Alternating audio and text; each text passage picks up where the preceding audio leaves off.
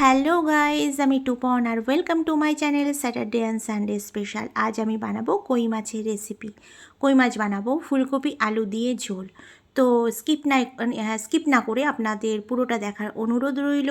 প্রথমে আমি কি করেছি, তো একটা কড়া নিয়ে নিয়েছি আর এর মধ্যে দেবো আমি সর্ষের তেল। পুরো রান্নাটাই আমি সর্ষের তেলে করব। তো তেলটা তো গরম হয়ে গেছে, খুন্তির সাহায্যে নাড়িয়ে নিলাম আর দেবো এবার মাছগুলো আমি পুরো একে একে ভেজে নেব। তো কই মাছ বেশি কড়া করে ভাজবেন না, তো মাছগুলো ভেজে তুলে নিলাম। আর এবার যে ডুমডুম করে ফুলকপিগুলো কেটে রেখেছিলাম সেটা এবার আমি দিয়ে দেব এর মধ্যে, আর ভালো করে ভেজে নেব একটু নুন দিয়ে।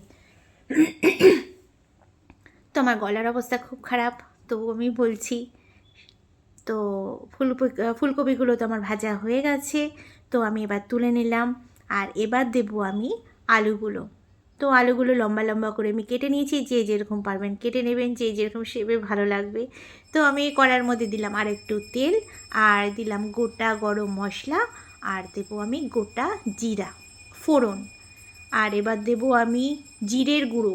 এটাকে আমি ভেজে নিয়েছি, ভেজে মিক্সিতে গুঁড়ো করে নিয়েছি। তো এটা আমি দিলাম 2 চামচ, আর এর মধ্যে একটু জল দেব, কারণ হচ্ছে মশলাটা যাতে পুড়ে না যায়।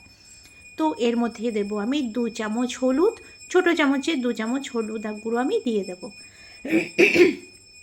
আর এবার দেব লাল লঙ্কার গুঁড়ো, মোটামুটি 2 চামচ আমি দিয়ে দিচ্ছি। আর যে যেরকম ঝাল খাবেন আপনারা দেবেন। দেবো আমি স্বাদ মতো নুন। তো এটাকে ভালো করে আমি কষিয়ে নেব। আমার কষানো হয়ে গেছে, আর ফুলকপি আর আলুটা যে ভেজে রেখেছিলাম সেটাও এর মধ্যে দিয়ে দেব, আর ভালো করে আমি কষাবো। তো এই রান্নাটা হয় খুবই ভালো। ফুলকপি শীতকালে ভালো পাওয়া যায়, তো সারা বছরই এখন সব সবজি পাওয়া যায়, কিন্তু যেই সিজনে যেই সবজি খেলে সেই সবজি ভালো লাগে, তাই না? তো ফুলকপি শীতকালেই বেশি ভালো লাগে।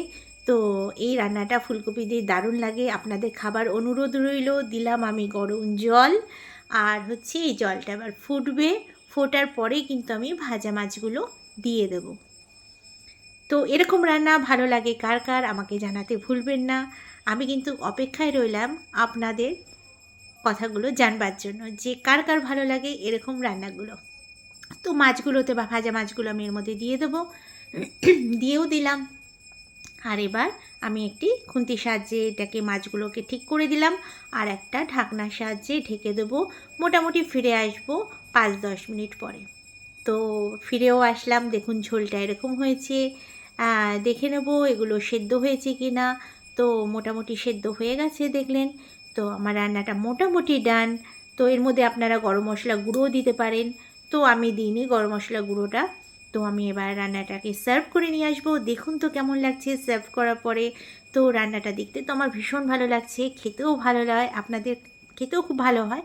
তো ভালো লাগলে প্লিজ লাইক শেয়ার কমেন্ট করবেন, আর একটু ভালো লাগলে সাবস্ক্রাইব করতে ভুলবেন না। আজকের মতো আসি, আবার কোনো দিন দেখা হবে।